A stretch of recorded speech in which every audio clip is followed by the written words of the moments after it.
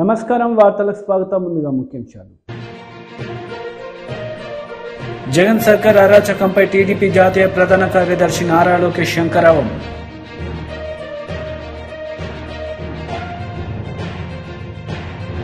Minister Gudivada Amarnath press meet Chandrababu నాయుడుపై fire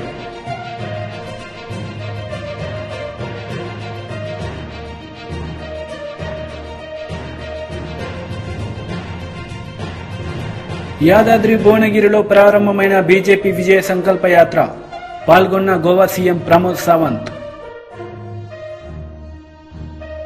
minister Gudivada Amarnath press meet నిర్వహించారు. ఈ సందర్భంగా పలు అంశాలపై ఆయన మాట్లాడారు. వారి మచ్చ వారికి కనబడదు, ఎందుకంటే సైజు పెద్దది. అది మన కింద ఉన్నటువంటి మచ్చ మనం చూసుకోకుండా ఊరోళ్ళందరి గురించి మాట్లాడితే ఈ రకమైనటువంటి పరిస్థితులే ఉంటాయి. ముఖ్యంగా వారు మాట్లాడుతూ నా మీద చేసినటువంటి విమర్శలు, నాకేదో 100 కోట్ల రూపాయలు నేనేదో అవినీతి చేసినట్టు, 100 ఎకరాలు నేను దోచేసినట్టు తాను మాట్లాడాడు. నేనేమి నీలాగా బ్యాక్డోర్ పొలిటీషియన్ కాదు. నేను నా తండ్రి మరణించిన తర్వాత 18 సంవత్సరాలు పోరాటం చేసి ఈ ప్రాంత ప్రజల సమస్యల మీద పోరాటం చేసి మీలాంటి ప్రభుత్వాల్ని ఎదిరించి ఈ ప్రాంత ప్రజల తాలూకా మన్ననలు సంపాదించి జగన్మోహన్ రెడ్డి గారి దయ వల్ల శాసనసభ్యుడిగా ఎన్నికై ఈరోజు మంత్రి స్థానంలో కూర్చున్నా. కానీ తమరండి, తమరు మంత్రి అయిన తర్వాత ఎమ్మెల్సీ అవుతారు. అబ్బబ్బబ్బబ్బబ్బా,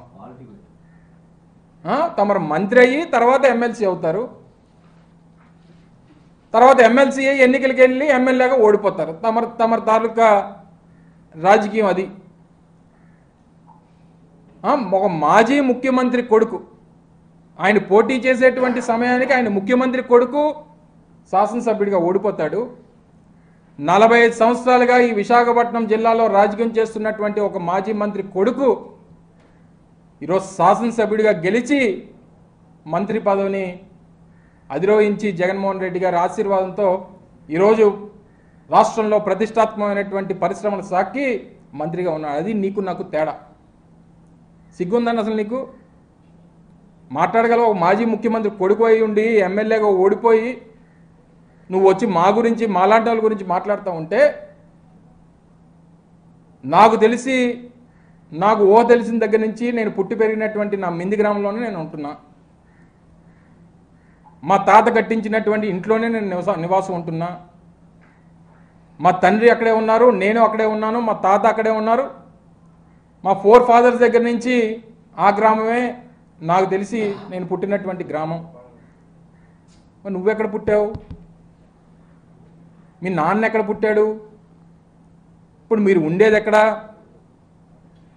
మీ నాన్న ఉండేది పూరి గుడిసెలో ఉండేటువంటి మీ నాన్న ఈరోజు నిన్ను తీసుకొని వచ్చి ఒక రాయల్ ప్యాలెస్లో, హైదరాబాద్లో ఒక రాయల్ ప్యాలెస్లో నిన్ను పెట్టాడే. ఎలాగా ఆ స్థాయి నుంచి ఈ స్థాయికి వెళ్ళవచ్చు ఒక్కసారి చెప్తే, ఈరోజు రాష్ట్రంలో ఉన్నటువంటి అనేక మంది పేదవారు కూడా ఈ మీ తండ్రి తాలూకా స్కీమ్ని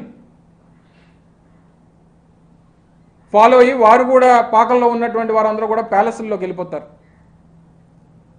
మీరు చేసినటువంటి అవినీతి సంపాదన, అక్రమాలు, అన్యాయాలు, మీరు చేసినటువంటి అవినీతి ఇవన్నీ మర్చిపోయి, నీ కింద ఉన్నటువంటి మచ్చను నువ్వు మర్చిపోయి,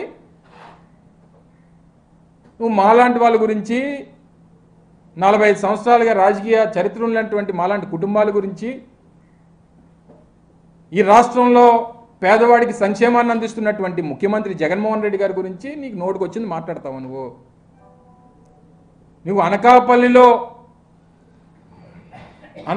పట్టణంలో కానీ, అనకాపల్లి గ్రామీణ ప్రాంతాల్లో కానీ జరిగినటువంటి అభివృద్ధిని కనీసం చూడలేక, కనీసం అనకాపల్లి పట్టణంలో సమావేశం పెడితే అక్కడ మేము తయారు చేసినటువంటి, బాగు చేసినటువంటి రోడ్లు కానీ, అక్కడ చేసినటువంటి అభివృద్ధి కార్యక్రమాలు కానీ, ఈరోజు అత్యంత ప్రతిష్టాత్మకమైనటువంటి అనకాపల్లి జిల్లాని ఏర్పాటు చేసి అనకాపల్లి పట్టణాన్ని జిల్లా హెడ్ క్వార్టర్గా మా హయాంలో అనకాపల్లికి ఆ గుర్తింపునిచ్చినటువంటి విషయాన్ని ఎక్కడా ప్రస్తావించాల్సి వస్తుందని ఇష్టం వచ్చినటువంటి మాటలు మాట్లాడతావు. మెడికల్ కాలేజ్ గురించి మాట్లాడతావు, ఆర్ఈసీఎస్ గురించి మాట్లాడతావు. నీ పక్కన ఉన్నటువంటి ఆ బంట్రోతులను అడిగితే నీ పక్కన కూర్చున్నటువంటి వారు ఎవరైతే దాన్ని అడ్డుకోవడానికి ప్రయత్నం చేసి అడ్డుకున్నారో నువ్వు చెప్పినటువంటి విషయాలు జగన్ సర్కార్ అరాచకంపై టీడీపీ జాతీయ ప్రధాన కార్యదర్శి నారా లోకేష్ శంకరావం మోగించారు. మాడుగుల నియోజకవర్గంలో జరిగిన సభలో ఆయన ప్రసంగించారు.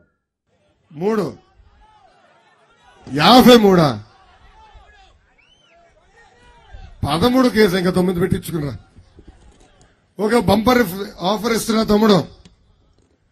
2019 నుంచి 24 వరకు ఎవరైతే ఎక్కువ కేసులు పెట్టించుకుంటారో మన నియోజకవర్గంలో వాళ్ళకి అంత పెద్ద నామినేటెడ్ పోస్ట్ ఇచ్చే బాధ్యత నాది.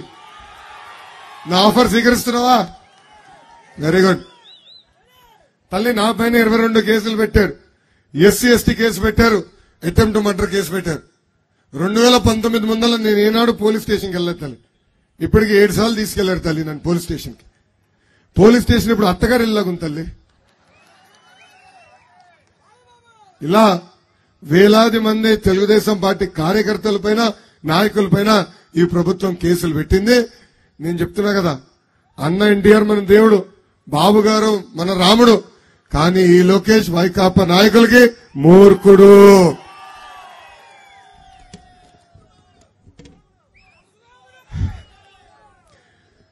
మనందరం చూసాం. వస్తున్నారబ్బా. 15 సంవత్సరాలు ముఖ్యమంత్రిగా పనిచేసిన వ్యక్తి, 15 సంవత్సరాలు ప్రతిపక్ష నేతగా ఆర్ఎన్ఎస్ఎల్ ప్రజల గురించి ఆలోచించిన వ్యక్తి చంద్రబాబు నాయుడు గారు. ఆయన పైన ఎలా తప్పుడు కేసులు పెట్టి జైలుకు పంపించారో మనందరం చూసాం. 53 రోజులు అదే రాజమండ్రి జైల్లో ఆయన బంధించారు. చేయని తప్పుగా ఆయన ఇబ్బంది పెట్టారు. ఆనాడు ఆయన్ని జైలుకు పంపించే సమయంలో నాకు ఫోన్ చేసిన మొదటి వ్యక్తి పవన్ అన్న. ఆనాడు ఆయన ఫోన్ చేసి, నీకు నేను ఒక అన్నగా నిలబడతాను, అధైర్యపడొద్దని నాకు ధైర్యం నింపిన వ్యక్తి పవన్ అన్న. పవన్ అన్న ఆనాడు ప్రత్యేక విమానాలు ఆంధ్ర రాష్ట్రానికి రావాలంటే ఏకంగా ఈ ప్రభుత్వం ఆయనకి ఆ పర్మిషన్ క్యాన్సిల్ చేసింది. రోడ్ మార్గంలో రావాలంటే బార్డర్ లో దాదాపు 3 గంటల సేపు ఆయన ఆపి ఇబ్బంది పెట్టింది. అందుకే ఆనాడే పవన్ అన్న నిర్ణయించాడు, ఈ ప్రభుత్వాన్ని వదిలిపెట్టేది లేదు, తెలుగుదేశం జనసేన కలిసిగట్టుగా ఈ సైకోని తరిమి కొట్టే రోజులు తొందరలో వస్తున్నాయని ఆనాడే నిర్ణయించుకున్నాడు. అందుకే జన సైనికులకి, తెలుగుదేశం పార్టీ కార్యకర్తలకి నేను పిలిపిస్తున్నా. ఈ వైకాపా పార్టీకి పేటీఎం కుక్కులున్నారు. 5 రూపాయలు ఇస్తే చాలు పనికిమాల పోస్టులు పెడతారు. పసుపు సైన్యం పేరుతో జన సైనికులు తిడతారు, జన సైనికుల పేరుతో పసుపు సైన్యాన్ని తిడతారు. ఆ వాస్తవాలు మనం నమ్మకూడదు. మనందరం అప్రమత్తంగా ఉండాలా. మనందరం మన పవన్ అన్న ఇచ్చిన నినాదానికి కట్టుబడి ఉండాలా. ఏంటది? Hello AP, hello AP, hello AP, bye bye YCP. ఈ నినాదానికి మనందరం కట్టుబడి ఉండాలని ఇక్కడున్న పసుపు సైన్యాన్ని, జన సైనికులకి నేను పిలిపిస్తున్నాను. అంతేకాదు ఈ శంకరరావం కార్యక్రమం ద్వారా కూడా నేను మీకు పిలిపిస్తున్నా. బాబు సూపర్ 6 హామీలు ప్రతి గడపకు మనం తీసుకెళ్లాలి. అన్నగారు కిట్ తీసుకురండి. ఇక్కడున్న క్లస్టర్ యూనిట్ బూత్ అధ్యక్షులకి మీ కిట్ ఇచ్చాం. ఈ కిట్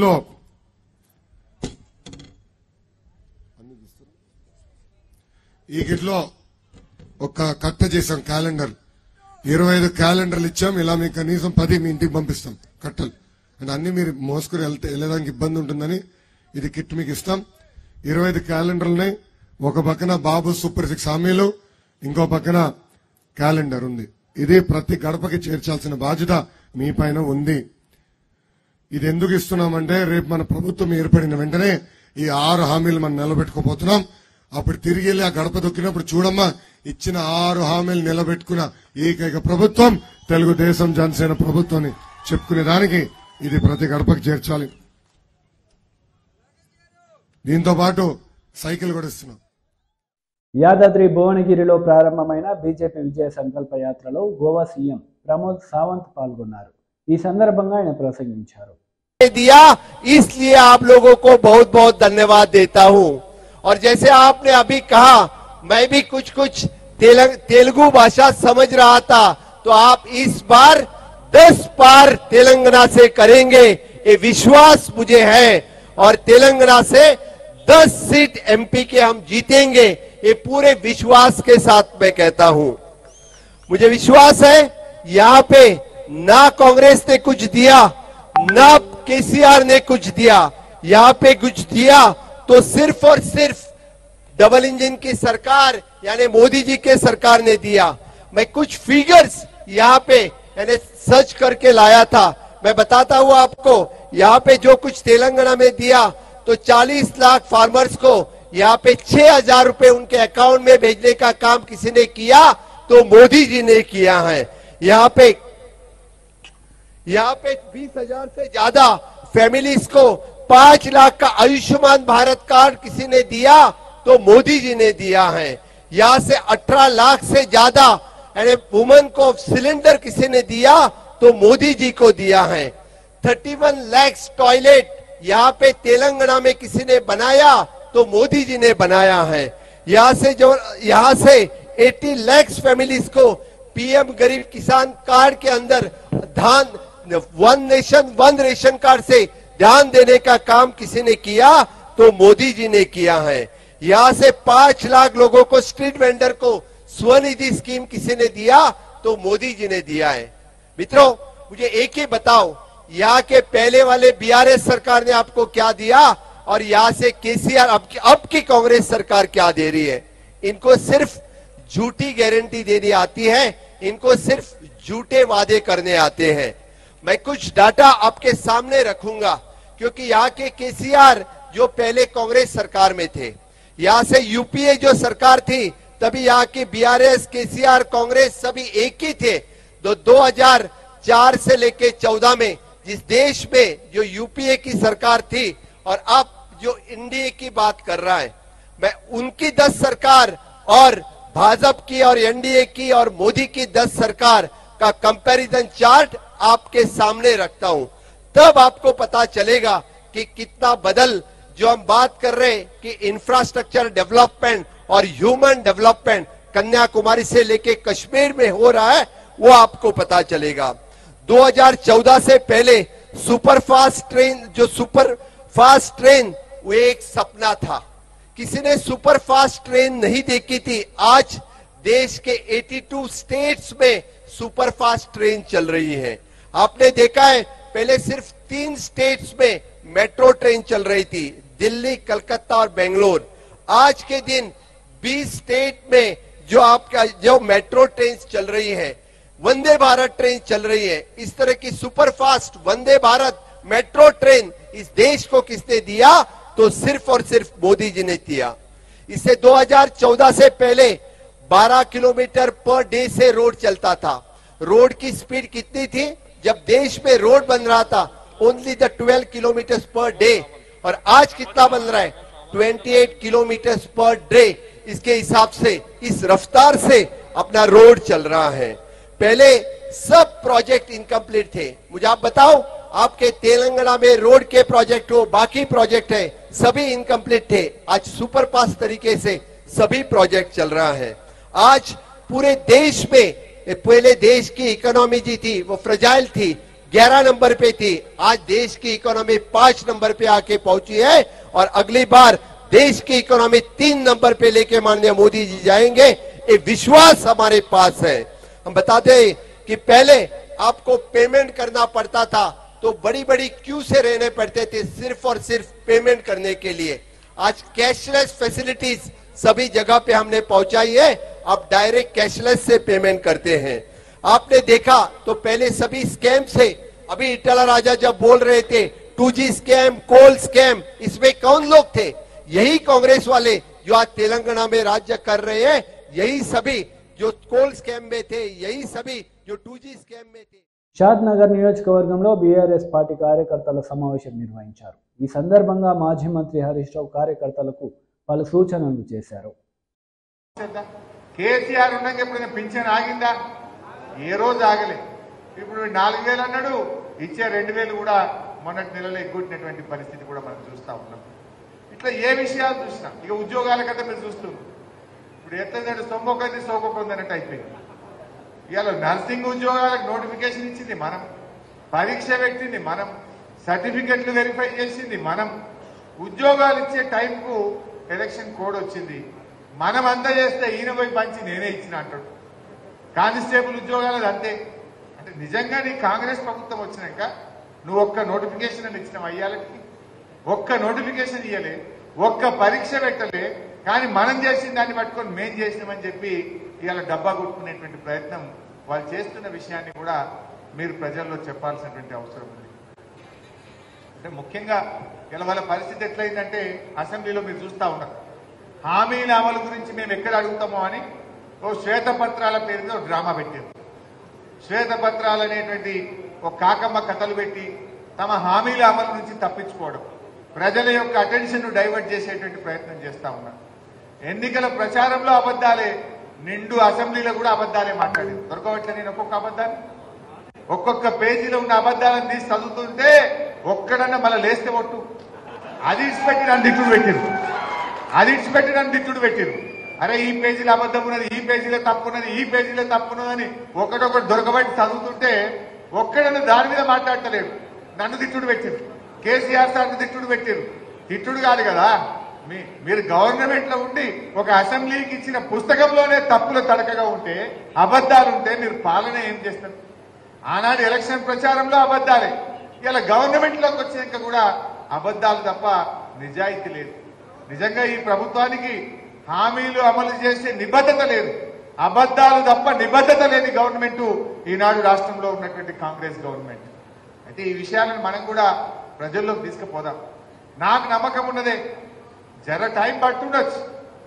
మీరు రేపు మీ sarpanch election, councillor election, ZPTC election వచ్చే వరకు ఇంకో 6 నెలలో 7 నెలలో పడుతుంది. అప్పటికైతే మిమ్మల్ని దొరకబట్టి ఆడుందరు టీఆర్ఎస్ వాళ్ళని చెప్పి జనం వరుస పెట్టి మిమ్మల్ని గెలిపించేటువంటి పరిస్థితి ఉంటుంది. జర చూస్తున్నారు పబ్లిక్ 3 నెలలు అయింది కదా, ఇంకేమైనా చేయకపోతాడా, ఏమన్నా కాకపోద్దా అన్నట్టున్నది. చర్చ స్టార్ట్ అయింది, అయ్యో పడకపోయా అని కడుపులు అనుకుంటున్నారు కానీ ఇంకా షురు కాలే. జర్ర ఒక 6 నెలలు ఏడాది అయితేనా బీఆర్ఎస్ వాళ్ళు అంటే ఏందో అన్ని అర్థమైతాయి. నిజంగా ఇందాక అంజనే చెప్పిండు, మా ఒక మిత్రుడు మాట్లాడుతూ పంచాయత్ సెక్రటరీ ట్రాన్స్ఫర్ చేయలేన్నాడు మా రెడ్డి సాబ్. నిజమే, మనం ఏమైందంటే మన కేసీఆర్ అన్ని రూల్ అన్నాడు, అంత పద్ధతి అన్నాడు. ఇప్పుడు మేము నేర్చుకోవాల్సి వస్తుంది. వానికి రూల్ లేదు, ఏం లేదు, అంత బుల్డోసే ఎటువంటి అంటే వాళ్ళు ఇవాళ మన కార్యకర్తలను ఇబ్బంది పెట్టడం, మన సర్పంచులను ఇబ్బంది పెట్టడం, మన నాయకులను ఇబ్బంది పెట్టేటువంటి ప్రయత్నం చేస్తున్నాం. కానీ మనం ఎన్నడూ ఆ పని చేయాలి, తెలంగాణ ఎట్లా బాగు చేయాలని ఆలోచన చేసింది కేసీఆర్. మనం ఎక్కినాడు ఏంటే పరిస్థితి, అసలు 5-6 గంటల కరెంటు రైతులకు రాకపోవు, ఈ మహబూబ్ నగర్ జిల్లాలో తాగడానికి మంచినీళ్లు దొరకకపోవు. ఇటువంటి తెలంగాణను కేసీఆర్ 24 గంటల కరెంట్ ఇచ్చి, ఇంటింటికి మంచినీళ్లు ఇచ్చి, ఎన్నికల్లో హామీ ఇవ్వకపోయినా రైతు బంధు, రైతు బీమా లాంటి పథకం తెచ్చి, ఓట్ల ముందు చెప్పకపోయినా కళ్యాణ లక్ష్మి లాంటి పథకం తెచ్చి ఇలా ప్రజలకు ఏం కావాలో చేసే ప్రయత్నం చేసినాం. ఎలక్షన్ మేనిఫెస్టోలో ఉందా కళ్యాణ లక్ష్మి? లేకుండా చేసినాం. రైతు బంధు ఇస్తామని ఓట్ల ముందు చెప్పినామా? చెప్పకుండా మనం రైతు బంధు, రైతు బీమా లాంటి పథకాలు తెచ్చినాం. కానీ మనమేమో చెప్పని చేసినాం, వాడేమో చెప్పింది చేయని పరిస్థితి ఇవాళ ఈ రాష్ట్రంలో మనం చూస్తా ఉన్నాం. ఇవన్నీ మన మహబూబ్ నగర్ జిల్లా అంటే గుర్తొచ్చింది. చంద్రబాబు నాయుడు, రాజశేఖర రెడ్డి గారు కల్వకుర్తి ఎత్తిపోతల పథకానికి ఎప్పుడు 1984లో ఫస్ట్ కొబ్బరికాయ కొట్టింది. 1984 నుంచి 2014 దాకా 30 ఏళ్లు వీళ్ళదే రాజ్యం. 30 ఏళ్లలో మీ ముఖానికి కల్వకుర్తి పూర్తి చేయలే, నెట్టంపాడు భీమాలో నీళ్లు ఇయ్యలే, ప్రాజెక్టుల పేరు మారిపోయింది. లాస్ట్కి ఏమైంది, దాన్ని కల్వకుర్తి అనుడు బంద్ చేసిన జనం పెండింగ్ ప్రాజెక్ట్ అనుడు పెట్టారు. పెండింగ్ ప్రాజెక్టులు పూర్తి చేయాలని జలసాధన సమితి, పెండింగ్ ప్రాజెక్టులు పూర్తి చేయాలని ఉద్యమాలు, నిరహార దీక్షలు. అంటే ఈ కాంగ్రెస్ వాళ్ళ జమానాలో ప్రాజెక్టుల పేరు మారిపోయి పెండింగ్ ప్రాజెక్టులని పేరు పడ్డది. అటువంటి ప్రాజెక్టులను ఇలా 30 ఏళ్లలో కల్వకుర్తి, నెట్టంపాడు, భీమా, కోయిల్ సాగర్ ఈ 4 ప్రాజెక్టులు కాంగ్రెస్ తెలుగుదేశం జమానాలో వాళ్ళు ఇచ్చిన నీళ్లు ఎంత అంటే ఈ ఉమ్మడి మహబూబ్నగర్ జిల్లాలో 27,300 ఎకరాలు ఇచ్చింది వాళ్ళు. 30 ఏళ్లలో వాళ్ళు ఇచ్చింది 27,300 ఎకరాలు. మన బీఆర్ఎస్ ప్రభుత్వం వచ్చిన తర్వాత 6,36,000 ఎకరాలకు మనం నీళ్ళు ఇచ్చి చూపించాం. 30 ఏళ్లలో మీరు 27,300 ఎకరాలకు ఇస్తే మన బీఆర్ఎస్ గవర్నమెంట్ వచ్చినాక 6,36,000 ఎకరాలకు నీళ్ళు ఇచ్చాం. పంప్ హౌస్ లో పట్టుకున్నాం.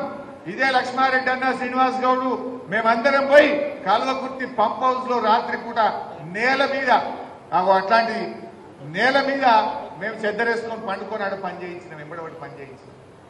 రాత్రి పూట ఆ వాగు ఉండే కదా మీరు ఆవంచ వాగు దగ్గర ఆక్విడెక్ట్ కట్టాలంటే ఆ ఊర్లో పోయి డాబా మీద పండుకున్నాం. ఓ రోజు డాబా మీద పండుకొని ఆడ ఉండి రాత్రి 12-1 గంటల దాకా రివ్యూ చేసి ఎంబడబడి కల్వకుర్తి, నెట్టంపాడు, భీమా పూర్తి చేసి 6,36,000 ఎకరాలకి మహబూబ్నగర్ జిల్లాలో నీళ్ళు ఇచ్చారు. ఇలా పాలమూరు రంగారెడ్డిలో 80% పనులు పూర్తయినాయి. 2 టీఎంసీలకు టనళ్లు తవ్వినాం. 2 టీఎంసీలకు పంప్ హౌసులు కట్టినాం. రిజర్వాయర్లు పూర్తయినాయి. ఇలా కేంద్ర ప్రభుత్వంలో స్టే ఉండే, గ్రీన్ ట్రిబ్యునల్లో స్టే ఉండే, ఆ స్టే తీసేపించినాం. సుప్రీంకోర్టుకు పోయినాం. మొన్ననే 90 టీఎంసీల నికర జలాలు కేటాయించినాం. ఈఏసీ అనుమతి కూడా తెచ్చినాం. ఇప్పుడు కాంగ్రెస్ వాళ్ళు చేయాల్సింది ఏం లేదు. ఇంత కాలువలు అవుతే నీళ్లు వారుడే. 80% పని చేసినాం. మీరు దయచేసి మా షాద్ నగర్ కానీ ఉమ్మడి మహబూబ్ నగర్ జిల్లాకు 8 లక్షల ఎకరాలకు నీళ్లు బారే పాలమూరు రంగారెడ్డిలో 80% పనులు పూర్తి చేసినాం. మీరు కాలువలు తవ్వండి, ఏడాది లోపల నీళ్లు తీసుకురావాలని చెప్పి కూడా నేను ఈ సందర్భంగా డిమాండ్ చేస్తాను. నిజానికి ఇదే కాంగ్రెస్ వాళ్ళు కేసులు వేసింది. మాజీ మంత్రి కేఎస్ జవహర్ మీడియా సమావేశం నిర్వహించారు. ఈ సందర్భంగా పలు అంశాలపై వారు మాట్లాడారు. ఆ హామీల అమలు అనేది అవగాహన లేకుండా చేశానని చెప్పుకునే పరిస్థితి చూస్తూ ఉంటే, ముఖ్యమంత్రి అభ్యర్థిగా ఉన్నటువంటి వ్యక్తి సిపిఎస్ను వారంలో రద్దు చేస్తానని చెప్పి దాని మీద అవగాహన లేదు, ఎంత ఖర్చు అవుతుందో తెలియదు, సిపిఎస్ రద్దు చేయలేనని పెద్ద ఎత్తున సిపిఎస్ ఉద్యోగులను మోసం చేసి అధికారంలోకి వచ్చినటువంటి పరిస్థితి మనందరం చూసాం. దాంతోపాటుగా జగన్మోహన్ రెడ్డి ఈరోజు సంక్షేమం అంటేనే జగన్మోహన్ రెడ్డి అని చెప్పుకొని కళ్ళబొల్లి కబుర్లు. ఎందుకంటే 3.5 సంవత్సరాలు గడుస్తున్నా పెళ్లి కానుక అనేది ఇవ్వనటువంటి పరిస్థితి. ఈ 5 సంవత్సరాల్లో జగన్మోహన్ రెడ్డి కేవలం ఇస్తే ఒక 5-6 వేల మందికి కన్నా ఎక్కువ ఇచ్చుంటాడు, లేకపోతే ఇంకొక 20,000 మందికి 10,000 మందికి ఇచ్చుంటాడు తప్ప పెళ్ళైన ప్రతి పేద కుటుంబంలో ఉన్నటువంటి వ్యక్తికి పెళ్లి కానుక ఇవ్వలేదనేది సత్యం. దాంతోపాటు బడుగులు, పేదలు, బడుగు బలహీన వర్గాలకు సంబంధించినటువంటి అనేక సంక్షేమ కార్యక్రమాలు 120 పథకాలు బలహీన వర్గాలకు సంబంధించి, దళితులకు సంబంధించి 27 పథకాలు ఈ రోజుకి రద్దు చేసి వాళ్ళకనే ఏ సంక్షేమ కార్యక్రమం అందకుండా చేసి పెత్తందారికిను పేదవాడికి మధ్య పోటీ అని గొప్పలు చెప్తా ఉన్నాడు. ఈ సందర్భంగా ఒకటే అడుగుతా ఉన్నా, జగన్మోహన్ రెడ్డి ఎవరు పెత్తందారి, ఎవరు పేద? ఎందుకంటే 2004లో అఫిడవిట్లో, వాళ్ళ నాన్నగారు అఫిడవిట్లో ఆస్తి 1,60,000 సుమారుగా చూపించినటువంటి పరిస్థితి నుంచి ఈరోజు ఇద్దరి కోసమే, ఆయనకి 2 బిడ్డలు, భార్య, భర్త, మొత్తం 4 కోసం ఎలాంటి రాజమహల్ నిర్మించాడు అనేది ఒకసారి చూస్తే, బెంగళూరు ప్యాలెస్ 60 గదులు 23 ఎకరాలు. జూమ్ చేయను, ఇది కూడా బెంగళూరు ప్యాలెస్ పరిస్థితి అది. జూబ్లీ హిల్స్లో ఉన్న లోటస్ పాండ్, అదేవిధంగా తాడేపల్లి ప్యాలెస్. ఉండే మనుషులు ఎంతమంది? 2 కూతుళ్ళు, వాళ్ళు కూడా లండన్లో ఉంటారు, ఇక్కడ ఉండరు. జగన్మోహన్ రెడ్డి గారు, భారతిరెడ్డి గారు తప్ప ఈ 3 ఏళ్లలో ఎప్పుడు కూడా వేరే వాళ్ళు ఉన్నటువంటి పరిస్థితి లేదు. ఇది జగన్మోహన్ రెడ్డి పేదవాడు అనడానికి ఒక చిన్న ఉదాహరణ.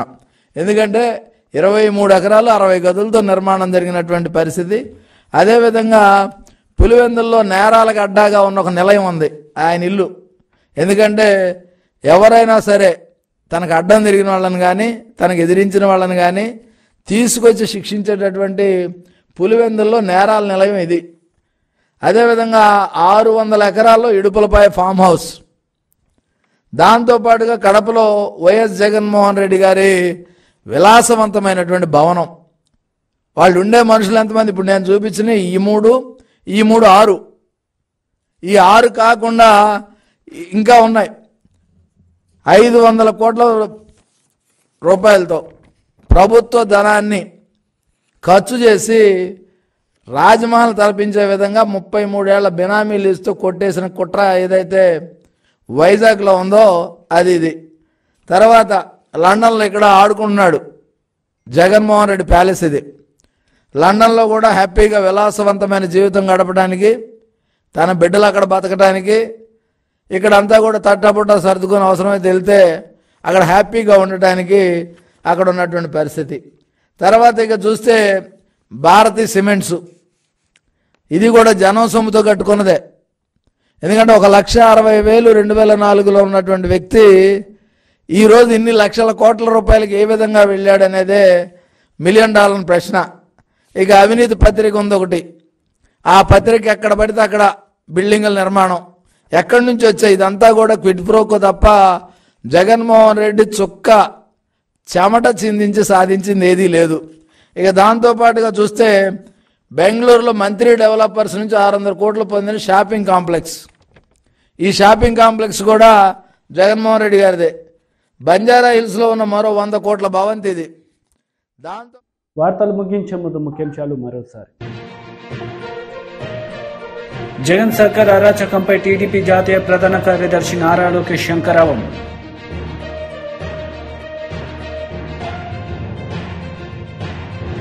Minister Gudivada Amarnath press meet, Chandrababu నాయుడుపై ఫైర్.